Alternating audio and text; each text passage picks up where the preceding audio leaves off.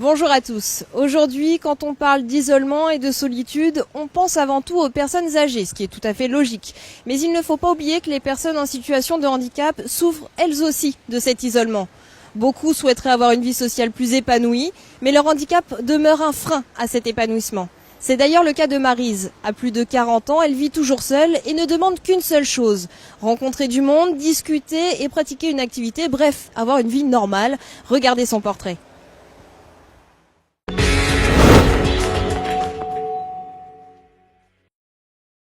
Passer ses journées seule, devant la télé, Maryse en a assez. Aujourd'hui, ce qu'elle souhaite, c'est s'ouvrir vers l'extérieur. J'ai envie de jouer à la belote, j'ai envie d'aller au cinéma. Elle a envie de jouer à la belote et d'aller au cinéma. Et qu'est-ce qui empêche cela aujourd'hui? Rien, il faut donner les moyens. Il faut qu'elle s'en donne les moyens. Et du coup, c'est vrai que travailler les transports, c'est important pour toi parce que c'est grâce à travailler les trajets que tu vas pouvoir ensuite aller vers les autres. Oui, C'est ça? oui.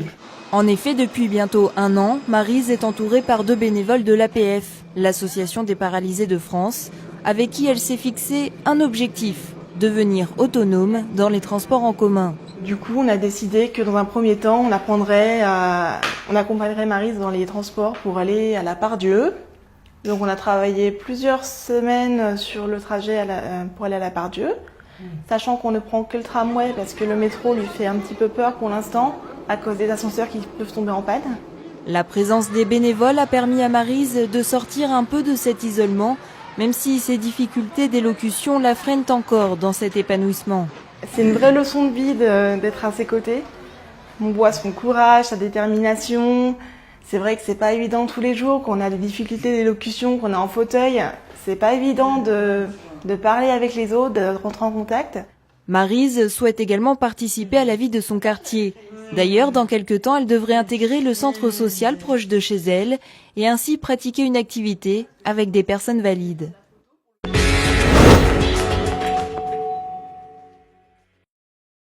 Eh bien, me voici en présence de Gaël Brandt et Vincent Plazy de l'APF. Bonjour messieurs. Bonjour. En 2012, l'Association des paralysés de France a créé un réseau de solidarité de proximité. Vous l'avez nommé Réseau Handicap, en référence au réseau justement. De quel constat est né ce réseau?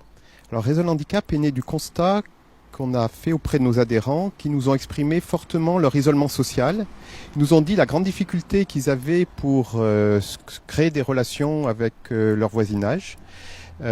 Comment aussi ils avaient de grandes difficultés à savoir ce qui se vivait dans leur quartier et comment cet isolement en fait les empêchait de faire de réels choix de vie. Et du coup est né ce réseau avec l'idée aussi d'aller à la rencontre des structures de quartier pour leur dire qu'il y avait des personnes en situation de handicap qui vivaient près de ces structures et pour voir avec elles comment elles pouvaient les accueillir dans de bonnes conditions. Alors quand on parle de réseau, de solidarité, de proximité, qu'est-ce que cela signifie, Gaël ? Alors un réseau de solidarité, c'est tout d'abord une spécificité, c'est un réseau associatif, c'est pas un réseau médico-social, on n'a pas de travailleurs sociaux qui nous accompagnent et qui soutiennent les personnes handicapées. Donc c'est basé vraiment sur le volontariat et notamment sur le bénévolat, où on propose aux bénévoles de se mettre en relation avec des personnes handicapées qui ont à cœur de développer un projet personnel à partir de leur lieu d'habitation. Donc solidarité, c'est personnes handicapées, personnes bénévoles dans le fonctionnement du réseau, et proximité, on va vraiment débuter l'action dans le quartier d'habitation de la personne en situation de handicap. Aujourd'hui, cela fait 2 ans que ce réseau a été mis en place. Est-ce qu'on peut en tirer un premier bilan ? Oui, il y a déjà plus de 25 soutiens qui se sont opérés avec donc des personnes de l'association et des bénévoles. Par exemple, on a pu soutenir une personne qui, après avoir vécu longtemps en foyer, avait le projet d'avoir un logement autonome.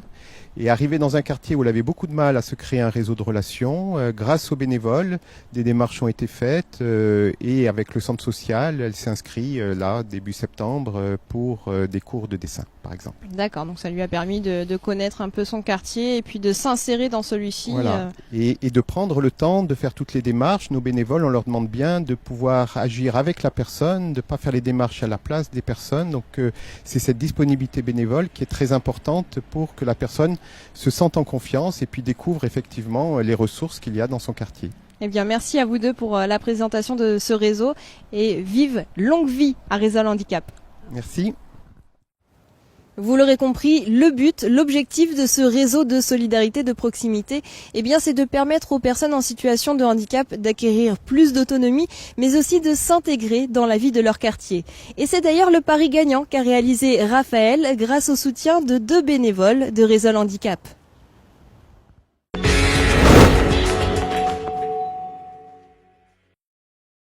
Il y a encore un an, ce même jeune homme, ici souriant et ouvert à la communication, passait tout son temps seul dans sa chambre devant son ordinateur. J'avais quitté ma scolarité, je me retrouvais donc avec pas d'activité chez moi et donc voilà, j'ai trouvé intéressant d'occuper mon temps en faisant des choses qui me tiennent à cœur. Et ce qui lui tenait à cœur, c'était d'intégrer une association sportive. Alors, avec les bénévoles de Réseau Handicap, ils ont monté un projet qui a plutôt bien fonctionné. Malgré une petite expérience en informatique pendant ma scolarité, j'ai pu proposer mes services en infographie donc pour réaliser tout ce qui est affichage par rapport au club de basket de l'AS Villeurbanne. Du coup, j'étais plus celle qui notait en essayant de cadrer et où du coup Fred, lui, c'est plus il va foncer et aller vers l'avant. Donc c'est vrai que c'est aussi 2 rôles différents, mais déjà dans les personnalités différentes. C'est une vraie équipe finalement. Voilà, du coup effectivement c'est bien d'être 3. Plus qu'une équipe, à présent ce sont des liens d'amitié qui se sont développés au sein de ce trio. La rencontre avec les 2 autres personnages a été assez forte en émotion et je crois que c'est fait pour durer un peu de temps avec eux, je pense aussi. Plus loin que le projet. Plus loin que le projet, voilà. Puis déjà prendre des nouvelles et puis chacun avance dans sa vie et puis voilà, on est bien dans cette idée-là. Des projets plein la tête, Raphaël parle désormais d'avenir. Une belle réussite pour Réseau Handicap.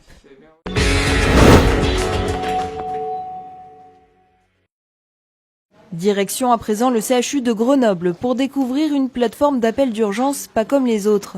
Il s'agit de celle du numéro unique 114 qui n'est autre que le centre national relais pour les personnes ayant des difficultés à entendre ou à parler.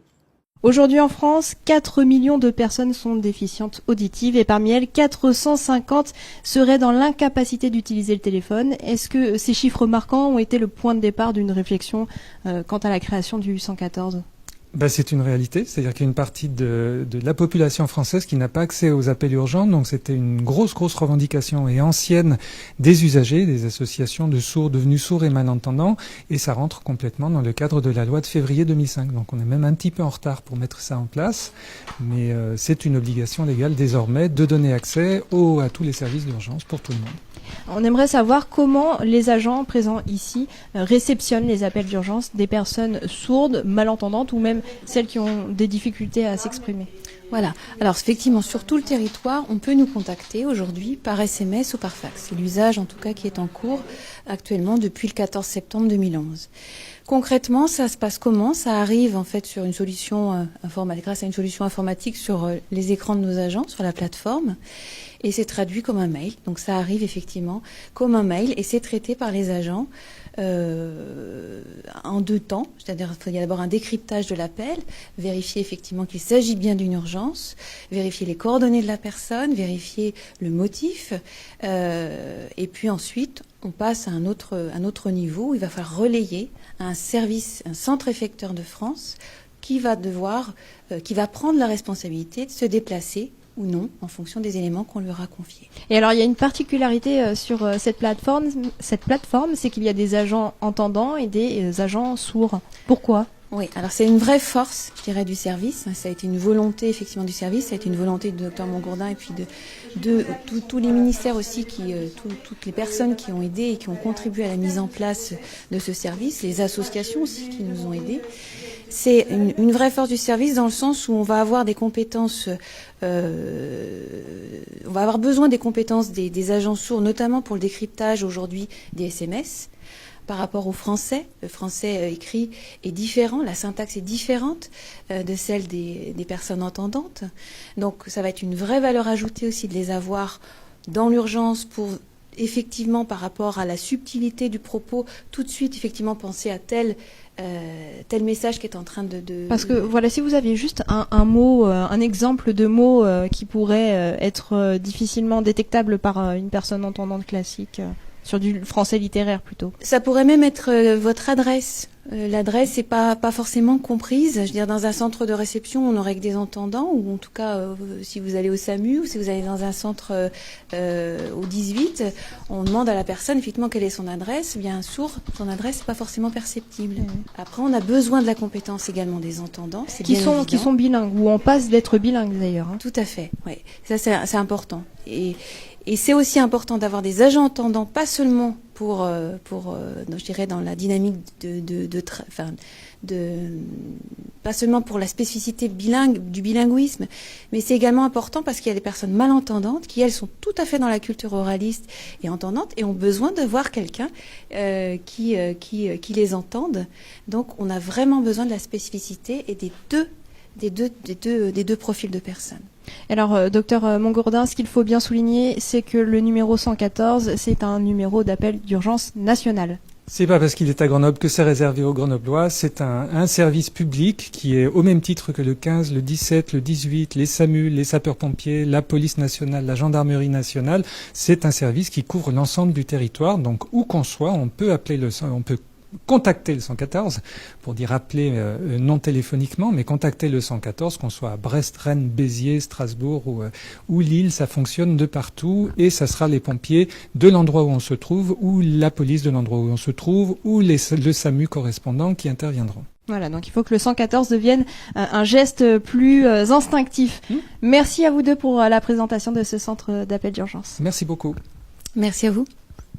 Et bien voilà, l'émission se termine. J'espère vous avoir convaincu qu'il existe des solutions pour se sortir de l'isolement et puis que de donner un peu de son temps à ceux qui en ont vraiment besoin, c'est très enrichissant. Pourquoi ? Eh bien tout simplement car décrocher le sourire d'une personne, provoquer son bonheur, ça vaut bien tout l'or du monde. On se retrouve dans un mois pour un nouveau Andy Le Mag. Vous pouvez revoir celle-ci en ligne sur notre site internet www.tlm.fr. À très bientôt.